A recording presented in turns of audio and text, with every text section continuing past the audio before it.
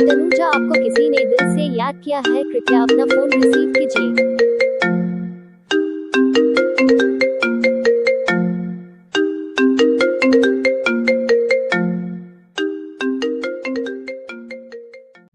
ऐसे ही और रिंगटोन बनवाने के लिए अपना नाम कमेंट में ज़रूर लिखें। चैनल को सब्सक्राइब जरूर करें।